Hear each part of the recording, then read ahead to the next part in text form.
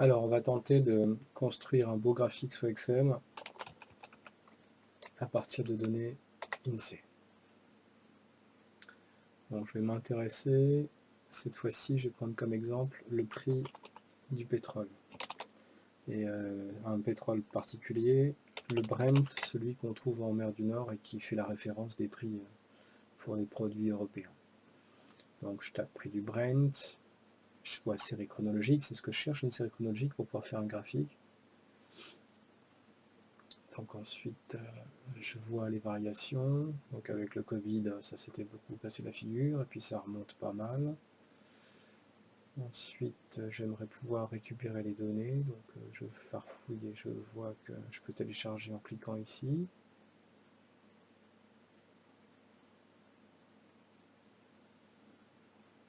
Alors, j'ai les données qui vont de juillet 2021 jusqu'à janvier 90. Donc ça fait une belle série, mais alors comme d'habitude c'est présenté dans le sens inverse de la chronologie. Alors c'est normal, hein, l'information la plus pertinente c'est celle qui est proche de nous, mais pour faire le graphique c'est l'inverse. On va vers téléchargement et puis on inverse justement le sens d'apparition du plus ancien vers le plus récent pour pouvoir avoir un sens chronologique. Ensuite on télécharge les données sous XLSX. On récupère notre dossier. Ici, comme on n'a qu'une seule série, on peut directement double-cliquer dessus et ça va nous ouvrir un document Excel. Alors pour pouvoir bosser, il faut que j'active les modifications. Ensuite, la première chose qui m'ennuie, c'est ces petits A là. Et en plus, je ne les vois pas là, mais je sais que quand je vais faire un graphique, je vais les avoir. Donc j'aimerais déjà comprendre à quoi ça sert. Donc, ici, j'ai pas d'information particulière. Ici, j'ai des lettres à valeur normale. Donc c'est la valeur normale. Ça reste pas très explicite pour moi, mais ce qui m'ennuie, c'est que ça apparaît. Donc pour l'enlever, je me situe sur la première cellule, donc la B5, je fais CTRL majuscule, flèche vers le bas, je clique droit, format cellule, standard. J'applique le format standard, et donc je me retrouve avec un chiffre sans cette valeur un peu bizarre avec le A. Ensuite, je veux faire le taux de croissance des prix sur une fréquence annuelle. Donc je vois que je commence en 90 janvier, donc je me mets un an plus tard en 91 janvier, égale 2 fois ouvrir la parenthèse, valeur finale B7, moins valeur initiale B5, sur valeur initiale, je referme la deuxième parenthèse, fois 5. Et donc le prix du Brent a augmenté de 1,14% en une année. Ensuite, formule légèrement différente, mais ça reviendra au même. B17 sur B5 moins 1. Et j'ai oublié de mettre une parenthèse autour pour faire x100. Je la mets après. Et donc j'obtiens le même résultat puisque c'est la même formule mathématique. Ensuite, une troisième façon de faire, ln. Donc ça sera une approximation de la variation sur la valeur de départ, et ça fois 100.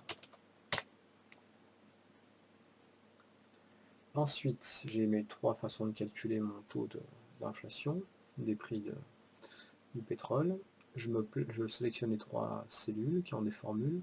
Je me place en bas à droite, j'ai la petite croix, je double-clique, et tant qu'ici il n'y a pas de vide, eh ben, la formule est tirée jusqu'en bas. Si jamais j'avais eu un vide, donc si je supprime le 79, je reclique, tiens, il me le fait quand même, mais bon, ça c'est bizarre ça. Normalement il doit s'arrêter, c'est peut-être parce que je l'avais fait avant. Il aurait dû s'arrêter au trou ici. Peut-être c'est parce que Excel a compris que maintenant il met une erreur et il anticipe qu'il faut continuer. Donc voilà comment ça fonctionne, les petits raccourcis clavier là qui vont bien. Ensuite, je vais faire mon graphique, donc je me mets pareil en haut, je prends les trois, je fais CTRL majuscule flèche vers le bas, insertion, graphique simple, série chronologique. Et donc je commence à avoir un graphique qui ressemble à quelque chose. Mais immédiatement, il y a quelque chose qui me gêne, c'est l'axe des abscisses qui est traversé par les séries. Ça me dérange. Donc je préfère le mettre en bas pour qu'on puisse bien voir les séries. Donc je clique gauche pour le saisir et puis droite pour faire apparaître mes options. Ensuite, je vais sur étiquette et je vais cliquer sur pas. Donc là, je vois plus clair. Ensuite, j'ai un petit souci. J'aimerais bien pouvoir mettre en forme de série de données. Non, sélectionner les données. J'aimerais bien ajouter les dates. Donc les dates, elles sont là. Donc normalement, je vais faire CTRL-MA, flèche vers le bas, mais bon, j'arrive assez vite aussi à le faire comme ça. Donc ça marche, mes dates, mais j'ai un souci, les dates, elles sont pas belles avec le mois. Puis en plus, je vais mettre une graduation annuelle, donc ça me dérange un peu. Donc j'essaie de voir si je peux modifier le format. Donc il s'agit d'une date. Alors, j'ai plusieurs formats. J'aimerais pouvoir avoir juste en fait l'année. J'ai pas de solution, soit j'ai des numéros, soit moins année. J'ai pas année tout seul. Alors après, je peux tenter un truc. Conserver que année ici, sur le format. Ajouter.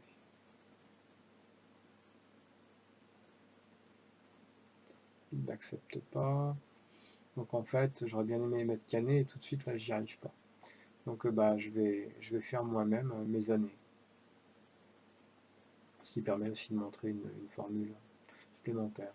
Donc je vais mettre les dates juste devant, donc pour ça je clique droit, je sélectionne la colonne, je clique gauche puis je clique droit, insérer. Ici ça sera les dates. Et donc pour pouvoir avoir les dates, en fait je commence en 1991 et puis je vais tirer jusque la fin de 91. Ensuite je vais faire égal le début de janvier 91 plus 1, enfin 92, et puis ensuite je tire ma formule, comme ça j'ai mes dates jusqu'au bout, et je vérifie bien qu'il n'y a pas d'erreur en remarquant que sur la dernière année, je commence bien premier mois de 2021 en 2021, donc ça veut dire que mon opération a été bonne. Parce que parfois les étudiants font des petites erreurs de formule, puis ils se retrouvent avec 2030, et donc il faut vérifier que ce qu'on a fait, ça marche bien. Ensuite, je vais donc changer, sélectionner les données, je vais donc changer l'axe, et puis mettre CTRL-MA, flèche vers le bas, mes propres dates qui seront plus lisibles. Alors, tiens donc, j'ai un problème. Qu'est-ce qui se passe? Sélectionner les données. 1905. Qu'est-ce que j'ai fait? C'est bizarre. CTRL-MA, flèche vers le bas. Non. Un petit souci. CTRL majuscule, flèche vers le bas. Ok. Et il me met un drôle de truc. Alors, c'est sans doute parce que la série qui apparaît, c'est pas celle que je sélectionne. J'essaie de trouver celle qui marche pas. Ça c'est bizarre. Ah, je sais, c'est parce que j'ai changé le format et que il a du mal à le digérer. Donc on va arrêter le format personnalisé. On va remettre en date normale. Alors pas du tout, on va le mettre en général. Voilà. J'avais changé le truc et il était perdu. Donc là ça correspond à ce que je voudrais. Ensuite je trouve qu'il y a un peu trop de dates. Donc déjà je vais ajouter un quadrillage principal. Donc là c'est pas très joli, il y a une fréquence, ça marque en fait à chaque mois. Donc je vais modifier l'axe pour que la graduation arrive tous les 3 ans. Donc comme c'est des mois, je vais mettre 36 mois. Je fais entrer, donc il applique au quadrillage. Ensuite, il faut l'appliquer aux dates. Les dates ici, c'est les étiquettes. Et pour pouvoir les modifier, il faut que je clique ici pour reprendre la main sur l'intervalle, sinon c'est Excel qui le fixe automatiquement. Et j'applique aussi à 36. Donc là, j'ai un truc qui commence à être beau, et puis j'ai l'habitude de faire une double échelle. Donc ici, comme j'ai plusieurs séries, c'est pas un problème, je peux directement cliquer droit et faire une double échelle, mais je rappelle que si j'avais qu'une seule série, je ferais en sélectionnant la série unique, CTRL-C, CTRL-V, et puis comme ça me permettrait d'avoir deux séries, mais en fait elles seraient masquées parce qu'elles seraient superposées. Ici j'ai trois séries, donc je peux faire, sans avoir de manipulation supplémentaire, la création de mon axe secondaire. Ensuite, qu'est-ce que je vois? Alors le problème, c'est que comme les variations sont un peu différentes, Excel, automatiquement, il met des échelles légèrement différentes. Donc en fait, je regarde le max en positif et le max en négatif. Donc le max, c'est 250. Donc du coup, je vais appliquer 250 ici aussi. Je clique droit, mise en forme de l'axe, et puis je vais mettre 250 sur cet axe-là. Ensuite, je vois que quelque chose a été changé ici. Donc il a mis 200. Donc il faut que je regarde en fait c'est quoi le plus petit. 73, donc il va sur l'échelle ici. Et ici, il devrait aller le plus petit à 130. Donc je vais essayer de mettre 150, c'est bon. Alors du coup, je vais modifier l'échelle. Je vois que le plus petit c'est 130, donc je mets moins 150. Et le problème, c'est que ici, il m'a modifié le truc et je vais remettre encore. Je vais mettre moins 150 ici. Après, donc je regarde si le max de ma série est 220. Je vais jusqu'à 250, c'est pas forcément nécessaire. Donc en fait, je vais lui mettre en max 230. Alors c'est un peu chipouillé, hein, mais c'est pour pouvoir vous montrer à plusieurs reprises comment on modifie tous ces paramètres. Là, je sais pas ce qu'il a. Il se bloque. Il est fâché. Voilà. Donc j'ai un graphique qui se tient un petit peu. Ensuite, je vais changer la légende. Donc en fait, pour changer la légende, il vaut mieux que je remonte un peu le graphique. Donc je clique dessus, je fais CTRL X, je le coupe, et je le remonte par ici, CTRL V. Ensuite, je veux modifier la légende.